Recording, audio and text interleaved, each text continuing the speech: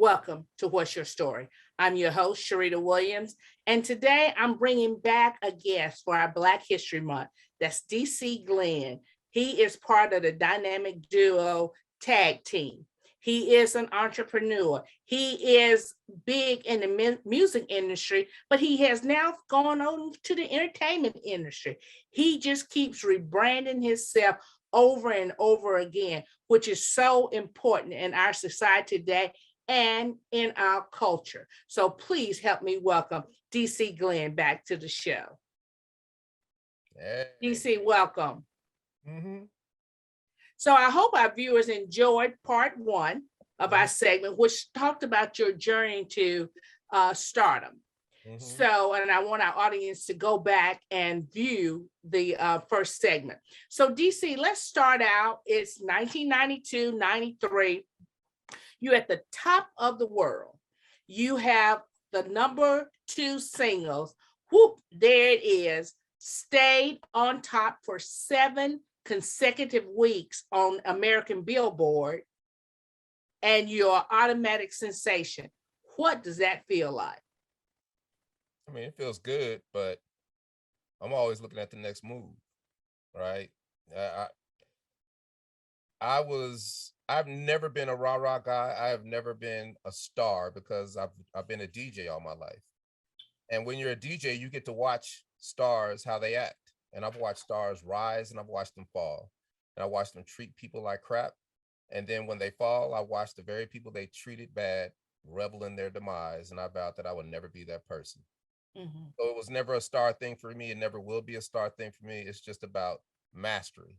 You know what I'm saying? Get good at something, because if you master something, that means you're so versed in it that everything else comes, right? And there's a certain piece about mastery, right? But when you're a young man, you're just trying to be a star, right? And I'm not saying I wasn't trying to be a star, but my father always told me a story. He's like, yep, he sat me down, right? He said, "Whoop, there it is good. I love what you're doing, but don't chase it, because it'll fade." Mm-hmm. And I was like, when I was young, your grandmother wouldn't let me hang out because I was impressed with all the Cadillacs, the cars, the girls, and all that. And your grandma was like, "Boy, you're going to stay in school." And she made me stay in school. I got my college education, and I came up. I found a beautiful, your mother, and I live a good life. I've had a great life. And now I'm the one with the Cadillacs, and they're the ones that are broke, right? And I always remembered, I'm like, "Man, Dad, forget that. I'm balling." But I always remembered that. And that's how I've lived my life. I could go out anywhere I want to and nobody knows who I am because of how I carry myself. I don't carry myself like a star. So, and I love that you can go out and just be you. But, let's talk to our young viewers. They want this instant money, fast money, let me wear the diamonds and the pearls, in the gold chain. But it's not about that. It's about the consistency of longevity in the business. And so many of our young people, they go out, they maybe get a contract, and they maybe makes a couple of dollars. But how can they sustain that? It's just, you have to educate yourself in finance. You have to educate yourself in music law. You have to educate yourself in things that get you to the next move, right? If you can't get to the next move, your money gonna run out. That goes to whether you 18, 20, 30, 40, 50, or 60. You always have to get to the next move. And every traumatic experience that you go through as a young person, let it be a catalyst to catapult you into an educational narrative that teaches you. Like when we was going through our little contract dispute early, I said, you know what? I vowed that I would never let nobody mess with my money again. So therefore, I became a licensed commodities broker, because I wanted to learn about finance and pass a Series 3 test. And it kind of wasn't for me, but I got the education. So therefore, I knew about money. Then I started, I went to Edward Jones and had a good conversation and started investing, and always been making money off my money ever since, right? And those are the things that you have to do.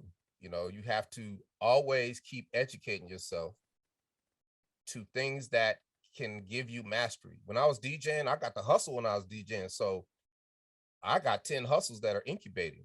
because everybody's looking at me and they see I'm making money. So they're going to copy my hustle. They're going to copy your hustle. They're going to try to steal your hustle. And they'll be like, aha, I got your hustle. And I was like, you know what? You can have that hustle. Here's my next one. Catch me if you can. So, and that taught me to always not necessarily have plan A, B, C, D, but always learn several things, because over time you become masterful at all those things. And you never know how one thing can help the other. Right. And that's what I've done. So now I'm versed in so many things that help me in my daily life, which is digital marketing, learning, all the things that I've learned help me on a daily basis to get to what I need to get to faster. But that takes time, and you can never quit. And that is so important. Like I said, WYTV7, our organization talks about, our mission is education, empowerment, and encouragement. And in April, we're going to be having a financial literacy program that hopefully a lot of our young people will come out and just learn about finance, because that is so important. But I want to talk about your ride. Now you're sitting high. You got a platinum record. We're still in 1992, 93. You got a platinum record. What does that look like? What does that feel like to be platinum? I mean, I never really let it get to me. It's a nice accomplishment, right? But, if you're platinum and you don't got the platinum money because you didn't get paid the platinum money, then there's a problem, right? So now you're not feeling that good. So now you're trying to figure out, well, where's my money at? And that's what several years took up my life. Where's the money at? That came from the record company making bad moves, then going bankrupt, then another record company buying it out. So I'm going through all these events, and they're traumatic. And that's how artists become old and bitter, because as artists, we all go through the same thing, right? It's just like when a pro football player signs a contract. He's going to get a little money, but he don't get paid until his value increases. So after 3 years, if he gets better and better and better and better, then he gets his payday. And that's how most artists are. They try to, Too Short did 10 albums, and not necessarily a messed up contract, but not an ideal contract. Everybody, Michael Jackson been through it, Janet Jackson been through it. Every artist goes through it, because you don't know at the beginning, and you're at the beginning. So they got a little leverage over you. But you have the leverage if you're in a contract where you can say, I'm making you so much money, let's watch this contract, come up with a new contract, because in your contract, they don't want you to go nowhere else. They want to keep making money off of you. So that's how that works. And we really never got that opportunity. But I realized that I had a forever hit record when I'm sitting in the movie theater and I'm looking at Will Ferrell dance on the table to Elf to Whoop, There It Is. That made me realize I have an evergreen product. It is not up to anybody to give me anything. It is up to me to go get my money. It is up to me to figure out, you got a forever hit record, go get your money. So not looking at the glass half empty, I'm not bitter about what happened. I'm bitter about what can happen. How can I turn this little notoriety into more money, into more, Absolutely. or feeding my family more, into all these things? And that's what I did. Yeah. So DC, I want to keep it right there in 92, 93, early 90s. You got all this money. How did your life change? Did family coming at you for money, or friends you never had coming at you? What changed, and how did it change? Nothing changed, because I always had bread, right? I worked at clubs, right? I've always made money because I know how to make money. And my father's PhD, dean of the university. My mother's supervisor of the city of Denver. We were a middle-class family. We were good. My brother's a dentist, right? I've never not known love, and I haven't had everything, but I bought a couple of little things, but my life really didn't change. I was always DC because I saw what it does when you change. And I feel I'm lucky to have been a DJ just so I can see that, right? And see what it looks like when you fall and when it fades. And when it faded for us, I went back to work. I went back to work and didn't skip a beat. And I was making show money as a DJ. And we still would do 4 or 5, sometimes 10 shows a year. So we were always getting money because we had a record that lasted, right? And I tell people like this, 28 years ago, I planted a seed called Whoop, There It Is. And now it is a sequoia, right? It ain't Absolutely. Absolutely. You know, DJ, DC, speak to our audience, especially our youth, about, you said about it fading. I hear so many young people say, oh, I had this or I had that. I'm not going to lower myself and go back and do this. But you said it faded. So mhm, it faded and you went back to work. Speak on that, because our young people think that they're going to always be on top. But mhm, there's another level, when the top, when it, something rises, it mhm. falls. That's gravity. That's the law of gravity. So same way in the industry. So speak about that to our audience. It's called life. Life is baked in the cake, right?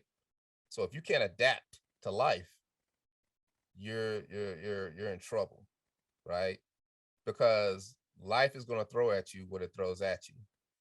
And over the years, I have chosen to not be in my emotions with negative things, right? I've acquired the ability to take any negative emotion, fear, envy, hate, all of it, and Mhm. not react to it. Because when you react to it, that's what does you in. That's what your pride is. That's what your ego is. But when you don't react, put it in your pocket, turns into positive energy, and I use it for later. Negatives can turn into positives, and you use them to push you forward, Yeah. right? Mhm. So I love being wrong. People say, what are you talking about? I love to admit when I'm wrong. It kills me inside. I'm like, oh, I was wrong. But I don't react to it. And I don't keep arguing and start making up stuff and go down the rabbit hole of untruth, because then you're truly lost. I say, you know what? I was wrong. And what that does is kill your pride, sequesters your ego, and then it opens your mind to every possibility imaginable, because being wrong is the path to being right.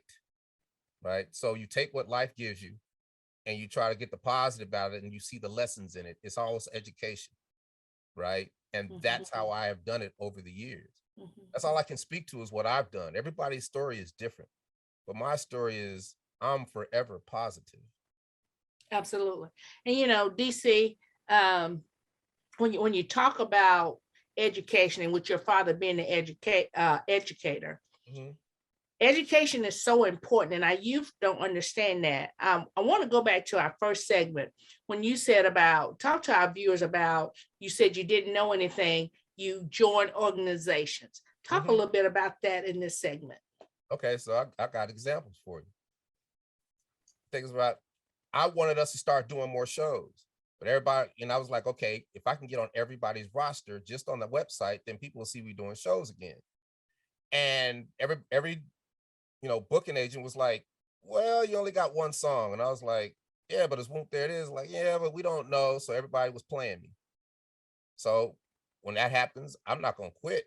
I joined an organization, and the organization was International Entertainment Buyers Association, AIBA. In the hierarchy of doing shows and concerts, you have a hierarchy. You have the buyer, the person who puts on the concert. You have the venue. You have the big time big time promoters, Live Nation, Radio One. Then you have the mom and pops, the very people that told me I couldn't do it. Then you got your managers. Then you got me. I joined their organization. I go to their convention, 5,000 strong. Me and Chubby Cook are the only black dudes in there, and I got a big Whoop, There It Is T-shirt on. And I start networking. And I say, hello, my name is DC Glenn. I make the song Whoop, There It Is. Yeah, I know what that song is.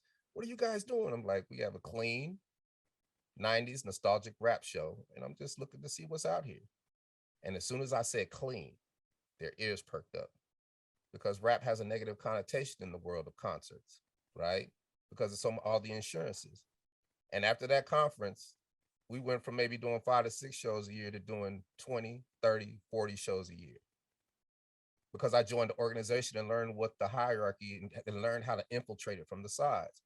During the pandemic, we had the Geico commercial. Usually when you do a Geico commercial, you're out of here, right? Salt and Pepper been touring since 2014 when they had theirs until the pandemic. I can't do that. So what am I gonna do? Let's get a publicist for acting and all the other stuff. Well, publicists didn't want to work with me because we were in COVID. I said, you know what? I'm not listening. I'm gonna be my own publicist. I joined the Public Relations Society of America, right? 2 days in, Super Bowl week, I'm on this podcast, Zoomcast. I asked a question, our press release is relevant. They're like, what's it for? I'm like, I'm kind of in a Geico commercial called Scoop. There it is. Blew up the entire Zoom call. That's not him. My mama loved that commercial. Boom, boom, boom.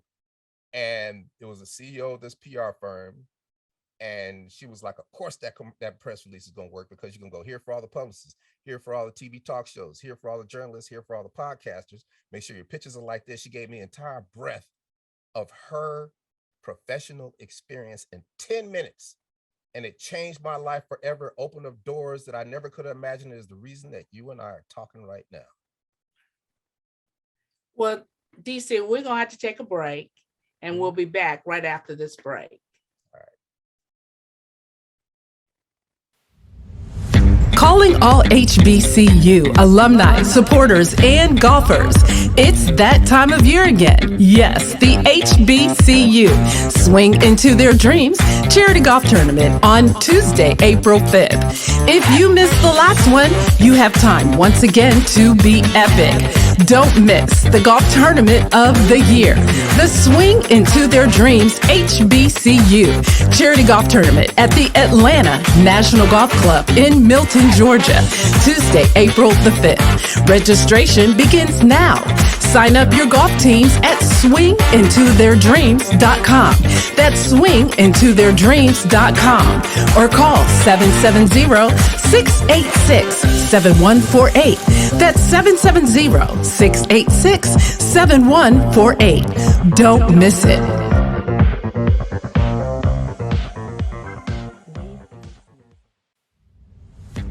I'm back with DC Glenn, part of the dynamic duo of Tag Team. So in our last segment, DC was telling us about his journey from 1992, whoop, there it is, and how it has continued on into the 21st century.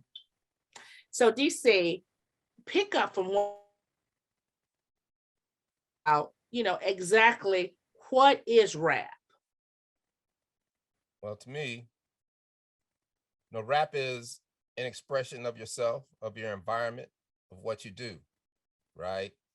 And the reason it is hard to connect with young people sometimes, because people are always trying to tell them what to do, as opposed to coming with a metaphor or an analogy or just a simple situation that they're in, to where they can see the solution. If you're telling them you need to do this and do this and do that, they're not seeing a solution. They're just saying, why are they trying to tell me what to do? I'm gonna do me. But if you really want them to see you, you gotta be the example. And that's why I try to be as effective as I can, because I am the example. I can tell you what to do and what to do. And I love that, because our young Black men, they need mentors. They need an example to look forward to. So let's continue on. 1992, you're on top of the world. You got a #2 Billboard sensation. Whoop, there it is. So now time has gone on and the money has faded. How do you rebrand yourself? Well, my situation, the money really never faded. It just, there was a restructuring. There was investment. There was education.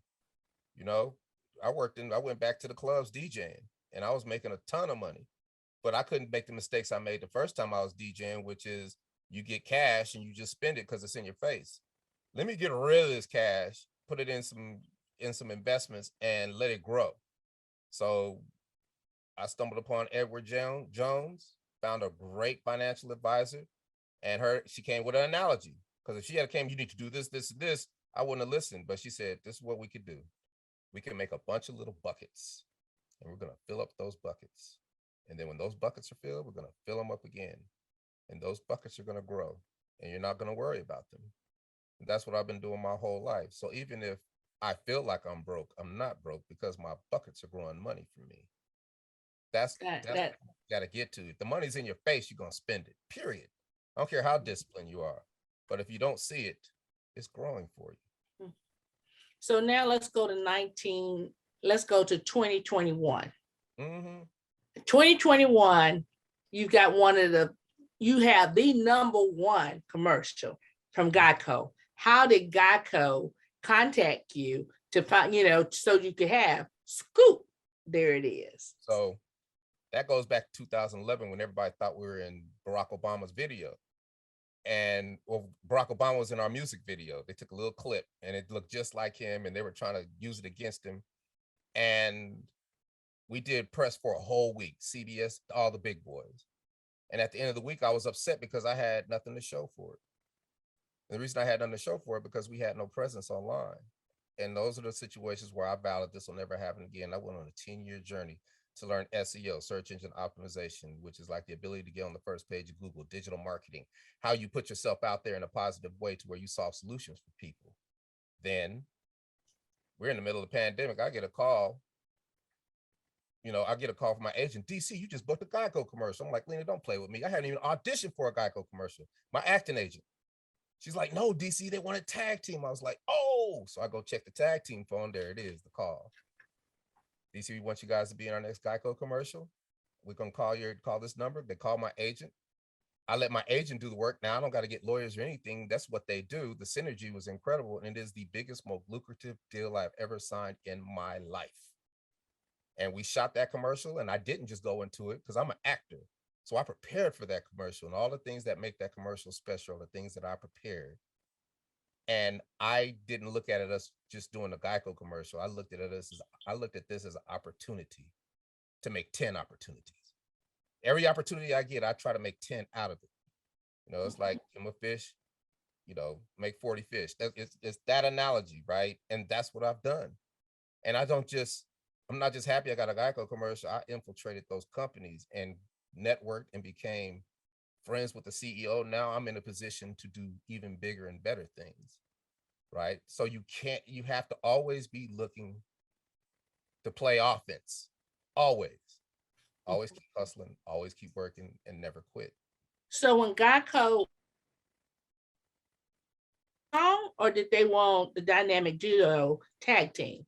So we did a Geico commercial where they used the song 5 years ago. So this is actually our second Geico commercial, but this is the first time they wanted us in the commercial, right? And that changed everything because of the smiles and the laugh and the party thing that we bring to it and our energy as tag team. The world got to see it, and that's what the world needed at this time in history because everything was about COVID. Everything was political. And then here we come spinning scoops and throwing sprinkles and smiling and dancing. The world needed that. And it was universal from babies all the way to 90-year-old people. And that has turned into something that will be remembered forever. And now I have an opportunity to do 40 more things that are going to be just as great because I keep playing offense. So you keep rebranding yourself. So now, you've got the number one commercial. So what's next? So I hear that you're an actor as well. So let's talk about your acting career. Because sound like you just keep rebranding yourself. I mean, I love mastery. Acting is hard. I do voiceover as well. I started voiceover 2009, right? I've been always wanted to do this, but here's the thing. I was beating myself up for some of the things that I wish I had done that I didn't do, or some of the mistakes, some of the missed opportunities. And we do that in life. And I'm here to tell you that you can correct all that stuff, right? Like I'm in the bowels of Disney. I'm teaching Mickey Mouse and Minnie Mouse how to rap in '94 because we did a Disney record with them. That started my voiceover career, but I didn't know it. And I'm in the office of New Line Cinema, and I'm sitting with the president of New Line Cinema. He's like, we got this movie it's a vampire movie with Wesley Snipes called Blade. I want to cash it for him. Like, yeah. Talk to my agent because I'm in tag team. Boom, there it is in the heyday. And I beat myself up for years because I was there. But I didn't give up. I played offense. I got my education. And now I've got I'm in movies. I'm in TV shows. I'm in commercials. I do voiceover for movies, TV commercials. And I do all of it now. So it's never too late, right? And my Aunt Judy told me, bless her heart, She said, LaBelle, because that's my middle name. That's what my home family call LaBelle. Sometimes in life, we're just not ready. But that's okay. Just can't never quit. Got to get back to it. And that's what I've done. And I will not leave this earth regretting something I wanted to do that I didn't do. Just never give up. I don't care how old you are. So DC and our platform for this year is Never Give Up. So in 2022, what is DC Glenn trying to do? And what would you like to leave with our audience today? Just keep preparing. The things that you want to do, you have to prepare for, right? So never think about the problem. Always think about the solution. I love when people come to me with their problems. I love toxic people because sometimes the people that are most toxic in your life are the people that you can't get away from because they're the people that love you the most. So you better learn how to stay out of your emotions and flip what they're telling you and use it in a positive way. And instead of saying, man, they always tell me their problems, I come up with solutions to those problems, or I come up with solutions to those excuses. Then I put it in my toolbox, which becomes a tool shed, which becomes a Ace Hardware. In my life, for any situation, I have a tool to fix that problem. So I'm always thinking about the solutions. And that's what I leave people with. Stay positive, think about the solutions. Look at the glass half full as opposed to half empty. Learn how to learn. It's not enough just to learn. You got to learn how to learn, right?